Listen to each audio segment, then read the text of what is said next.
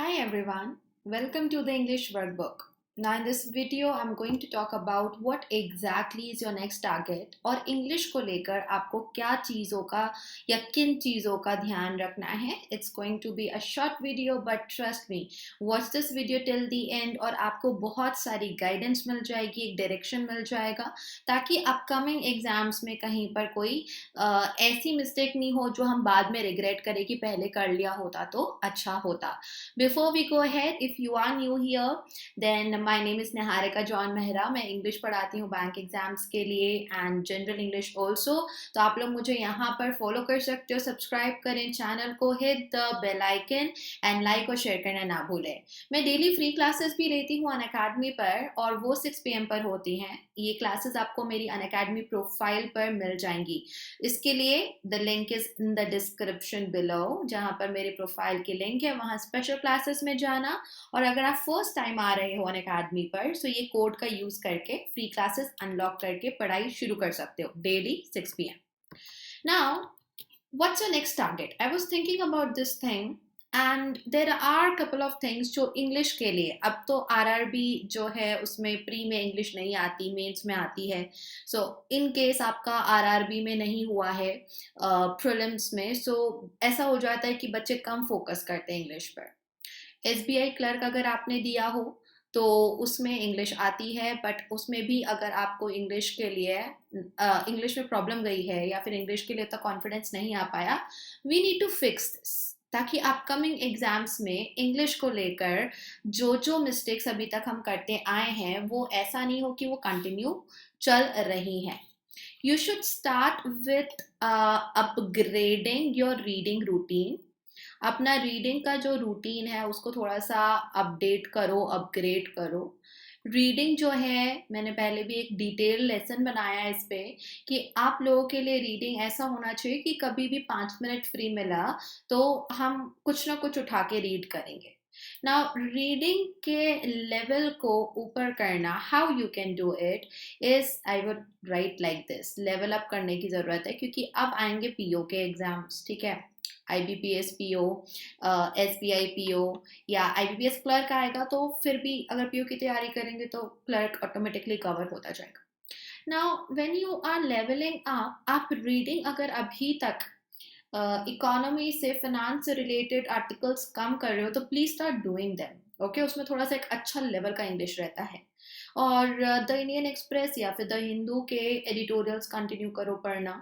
कभी कभी आपको ऐसा लगता है तो कोई इंटरनेशनल न्यूज़पेपर, न्यूयॉर्क टाइम्स जैसा या वॉशिंगटन टाइम्स और समथिंग एक नाम है, उसका भी आर्टिकल्स लेकर आप पढ़ सकते हो. बट द थिंग इज कि बहुत सारे स्टूडेंट्स जो हैं, अभी भी क्लास होती है, this they have this question, they ask this question कि मैम समझ नहीं आया. द प्रॉब्लम, अगर समझ नहीं आ रहा है दैट मीन्स कि आपको सीखना तो है, you will have to do other things and उसके साथ साथ आपको रीडिंग भी अपनी इम्प्रूव करनी है. कि अगर आप नहीं कर पाए इस बार क्रैक, कोई एग्जाम प्रीलिम्स नहीं हो पाया तो आप इसको करना बंद कर दोगे, फिर एग्जाम आएगा तब देखेंगे.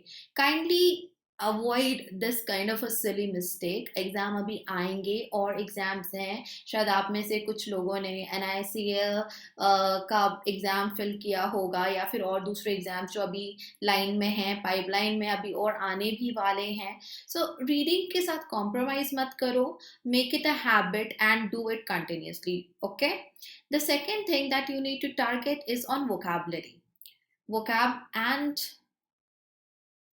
idioms. Okay, idioms या phrasal verbs भी इसी में डाल देती हूँ मैं. Now what is gonna happen with you people is कि अभी और टाइम आपको मिल गया है. ठीक है, हमें पास ऐसा कोई एक एग्जाम का नोटिफिकेशन नहीं है जिसके लिए बहुत ही ज़्यादा तैयारी आपने कर रखी हो. पर अगर अभी तक केवल आरआरबी की तैयारी कर रहे थे तो उसमें इंग्लिश को कम टाइम देते हैं बच्चे, दैट्स द फैक्ट. सो आप लोग अभी अपने वोकैबुलरी और इडियम्स या फ्रेजल वर्ब जो भी कर रहे हो उसको कंप्लीट करते चलो. इसमें भी हमें कोई ब्रेक नहीं चाहिए. This is something you should be targeting. Vocab का कलेक्शन ग्रेजुअली बढ़ता जाएगा.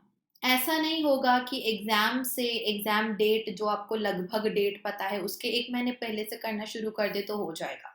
अगर हो भी जाती है इंपॉर्टेंट वो कैप तो वो रिवाइज होती जाएगी, एक वर्ड का 10 तरीके से कभी कभी यूज होता है। So you will get to face more questions जिसमें अलग अलग कॉन्टेक्स्ट यूज करा गया है। एंड इसलिए आप वो कैप भी करते चलो। और अगर आप ऐसा है कि नेक्स्ट ईयर का एग्जाम टारगेट कर रहे हो या सीईटी आपके दिमाग में है, सो ये ऐसे हैं चीजें जिनके ऊपर क्वेश्चन आएगा ही आएगा। फिलअप्स आएंगे, इडियम्स, फ्रेजल वर्ब्स आएंगे, उसके उसका कोई रिप्लेसमेंट नहीं है कि कभी ऐसा तो नहीं कि इसके ऊपर क्वेश्चन नहीं आएगा। सो वो कैप भी और ईडीएम फ्रेजल वर्ब भी करते चलो। दीज आर द थिंग्स जो कि आपके लिए एक डेली शेड्यूल में प्लेस कहीं ना कहीं पानी चाहिए। You have to do these things daily. Grammar का तो सबको पता है कि एक बार ये कोर्स हो जाता है, so you just need to keep practising, but this is what you have to target now. Target such words, ऐसे कुछ वर्ड्स को टारगेट करो जिनकी मल्टीपल मीनिंग्स होते हैं। तो वो आप ना इन दोनों को साथ साथ भी कर सकते हो। You can do these things parallelly. आपने रीडिंग करी, रीडिंग में कोई वोकैब आज किसी और तरीके से यूज हुआ था, कल किसी और तरीके से। एक एग्जाम्पल देती हूँ। आज मैं क्लास में एक स्पाइरल वर्ड कराई रही थी, स्पाइरलिंग या स्पाइरल्ड, ओके, उसका verb form. Spiral as a verb का मतलब होता है कई बार एक अचानक से इंक्रीज हुआ। उसी शब्द का, सेम शब्द का सेम फॉर्म का यूज होता है अचानक से कोई चीज डिमिनिश हुई, डिक्लाइन हुई। So for such kind of a word या इसकी वर्ड की अंडरस्टैंडिंग के लिए अगर आपने लिमिटेड पढ़ा होगा, रीडिंग कम करी होगी तो आप फंस जाओगे। बहुत आसान वर्ड है स्पाइरल, ओके, बट देन उसका कॉन्टेक्स्ट हमें पता होना चाहिए। तो क्लासेस तो चल रही हैं आप लोगों के लिए, लेकिन अगर आप इन चीज़ों को कंटिन्यू करते हो, ट्रस्ट मी, आप लोगों को बहुत बेनिफिट हो जाएगा, क्योंकि ना आप पॉलिश कर लोगे अपने स्किल्स को, शार्प हो जाओगे। रीडिंग जितनी करोगे उतनी आपकी स्पीड आती जाएगी। क्वेश्चंस पढ़ने के लिए भी स्पीड चाहिए होती है, इंस्ट्रक्शन पढ़ने के लिए स्पीड, और करने के लिए तो चाहिए ही होती है ना, like the solution part. Plus आप दूसरे सब्जेक्ट का क्वेश्चन अगर इंग्लिश में पढ़ रहे हो, इंस्ट्रक्शन पढ़ रहे हो, आरसी का पैसेज पढ़ रहे हो, सब कुछ में एक आपकी स्पीड अगर अच्छी होती जाए, इंप्रूव होती जाए, so there is no cap कि इतना हो गया बस खुश खत्म, नहीं, ऐसा नहीं है।